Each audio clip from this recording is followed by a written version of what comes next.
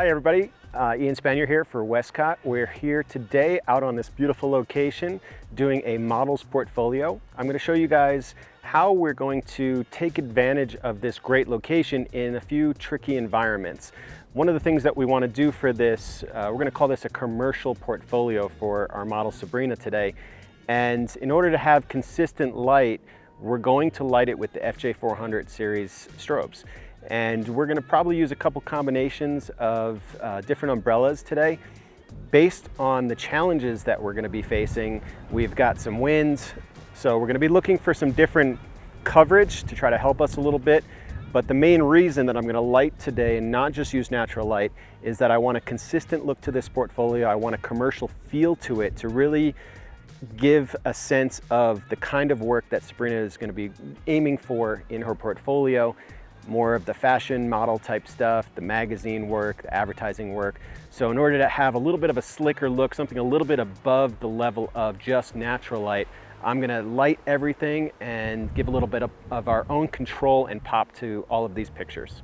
Out in the field, we want to minimize our equipment, so I've got two FJ400s with reflectors here in this bag. Westcott makes this nice carry case in one of their kits.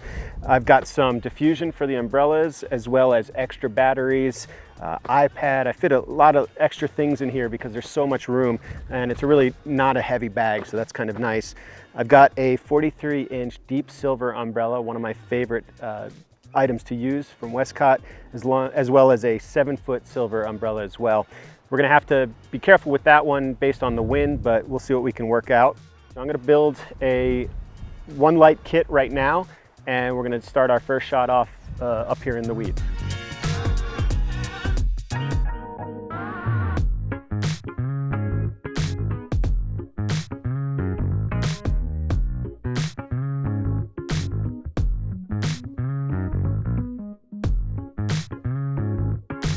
This is something I always talk to my models about, particularly when I work with models or celebrities.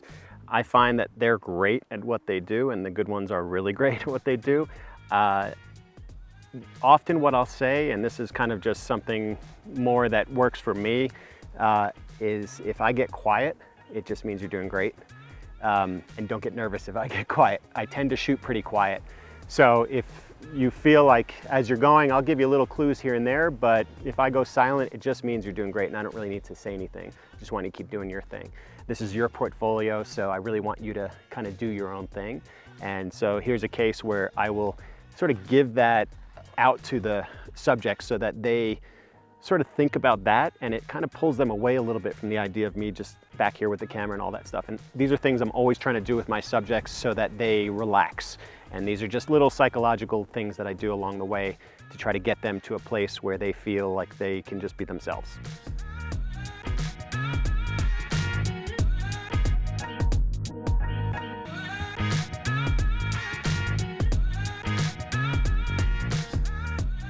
Okay, so we got our first shot done. We picked a little bit of shade to put Sabrina in, and then we relit her through the shade, sort of matching the feel of the natural light, but with a little bit of extra kick.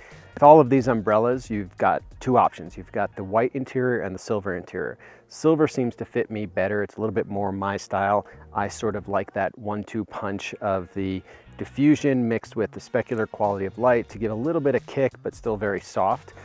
Sometimes there's a better need for just complete soft, so I would go with the white interior with the white diffusion and then just get a very much softer look, I would call it.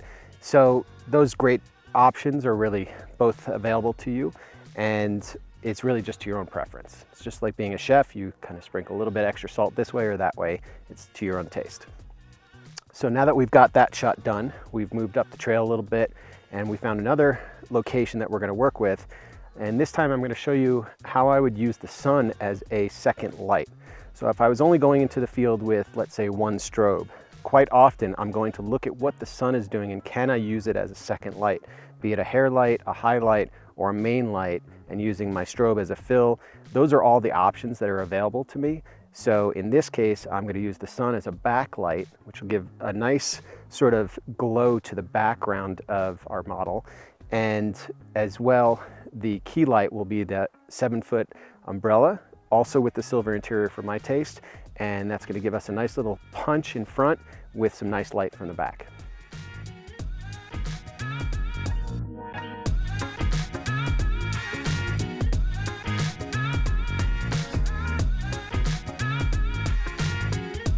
One other thing I always like to point out, and again, this is personal taste, everybody has a different opinion on this stuff. Whenever I'm using backlight, whether it be the sun or an artificial strobe, I'm going to look for certain things that I don't like in the picture and make sure that I cue my model away from those things. So if Sabrina turns her face towards the sun, once we get this highlight on this side, if I'm lighting my key light from the front, that's something I want to avoid. I don't like that highlight up on the nose. So in this case, I would direct my model to bring her chin over this way and keep her face out of the sun so that the only light on her face will be my controlled light, which in this case is the 7-foot umbrella.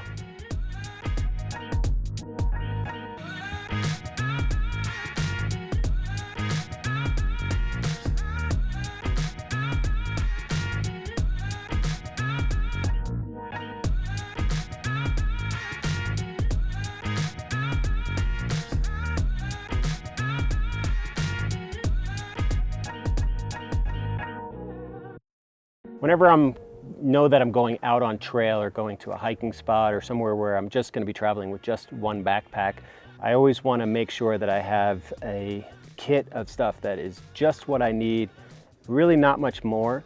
So I thought I'd bring you inside my bag and you get a sense of what I bring with me on a shoot like today where we're sort of hiking around a lot of different spots. Number one, always have a meter with me. I talk about this every time, how important it is to have a meter, especially when you're using strobes.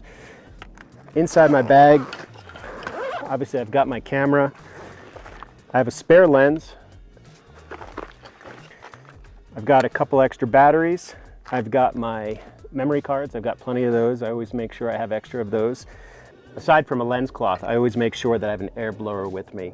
That little bit of dust that gets on your lens, the worst thing you can do is try to remove it with your shirt or a lens cloth because you will scratch your lens or your filter that's on your lens. So a little air blower is great. You can go on the plane with these very easily. You don't have to worry about it being compressed air and getting taken by TSA.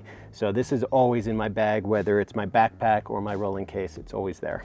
Since we're moving around quite a bit, I went with a really small bag. This is my Think Tank Backlight 18L, which is the smallest of their series with this one, which is great for me because it supports a lot of weight, but you don't really feel it when it's on your back. So it might be heavy when you pick it up with your hand, but once it's on your back, it feels great.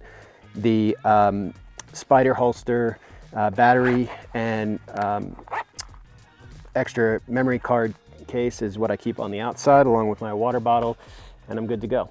So we're gonna do a little added shot here. I noticed when we first got out of the car in the parking lot, there was this great rock here. I was hoping once we headed into the trail that we would find some rocks to go up near, but everything was off trail. So there was just no option, and the rules are what they are in the park, so we couldn't go off trail. So I figured we'll take advantage of this rock that's right here, and I'd show you something that I would normally do in the studio, but works really well on location too. I'm stacking a 7-foot silver umbrella with white diffusion, along with a 43-inch deep silver umbrella with white diffusion. We have a little less wind here, but you can see that we're getting a little bit of wind, so we're gonna, just try to shoot quickly here. The FJ400s are gonna be set at two different ratios. I like a 2-stop difference between my key light, which is gonna be the 7-foot, and the fill, which is gonna be the 43-inch deep silver. Sabrina is kind of tucked into these rocks, so that's kind of protecting all of us from the wind a little bit, not so much the big sails that we got over here. And I'm just going to do a quick meter reading, make sure we're set, and then we'll get to shooting. Whenever I'm metering more than one light, I'm always going to be metering them individually. This is super important in order to really understand what each light is doing. So my key light, which once again is the 7-foot umbrella, I'm going to read that alone. Then I'm going to turn it off, which I can do on the trigger here very simply by putting it in sleep mode. Then I'm going to read the 43-inch umbrella individually, then put them both on and read again, just to make sure that I have the exact setting that I want for this shot. So in a setup like this, we have a lot of options. One of the things that's happening here is that because I'm creating light in shade, I have complete control over how I want this to look. I thought it would be a cooler image to sort of make this feel almost lit, where it feels like almost dark where she's set and we're adding light to the situation. I could do a higher ISO and balance everything and make it, you know, sort of just a little touch of light. But these are the great things about having artificial lights on location, is that you have a lot of different options as far as how you control the light.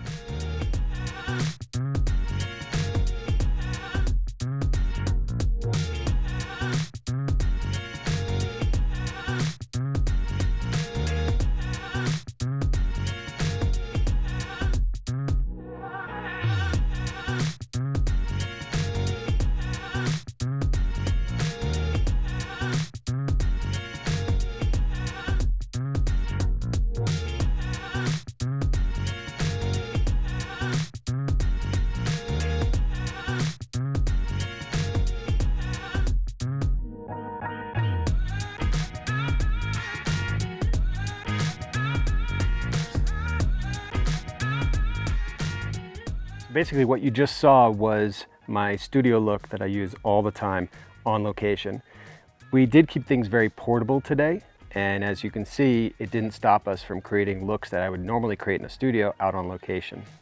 So if you have a big crew with you and you've got a bunch of people that can carry a lot of heavy stuff, you can use things like Rocky Mountain stands when you're out on location, which give you an option to work from a stand on an uneven surface. But since we were a very small crew today and we're working very portably, using a light pole where you really can just have some base for your light, but not necessarily have to put stand legs down, that gave us a lot of options, more availability to where we wanted to shoot, when we wanted to shoot. And those things are very important to me when I'm trying to move around, get a lot of shots done in a very short amount of time. One of the key elements to everything I do is portability. The FJ400 series is great for that. When I'm working in a gym, it allows me to move around equipment without having to worry about big heavy cords and having to unplug and replug and find outlets and all of those variables that take a lot of time away from what you want to be doing, which is shooting. So the FJ400 series is great whether you're on location, in studio, inside, outside, wherever you go, it really can go with you and get a lot done. One of the things you might have noticed today is that we faced a lot of challenges. We had wind, we had changing light conditions. We didn't know exactly what we were facing the whole time, and because of that, you need to be versatile as a photographer. Some of the things are not always going to work out the way you want them to. You're going to get caught in traffic, your subject's going to be late, your subject's going to walk up and tell you you got 2 minutes. These are all variables that are going to take place on set. So there's an amount of patience that's always required, and as well, versatility. I think that is one of the key things that allows a photographer to be successful. One of the ways that I think equipment comes into that is being versatile with your equipment. You might have seen that there's lots of ways that we utilize the umbrellas. There's lots of ways that we utilize the different modifiers that Westcott makes. And whatever I'm working with products, I'm looking for products that help me be versatile, allow me to create different looks, even in one environment, so that I can provide to my clients the best amount of pictures, the best variety of pictures, and the best options for them to go in different directions if they need to. Let us know which of the photos today were your favorite. Send us some comments down below and stay tuned for more material from Westcott University.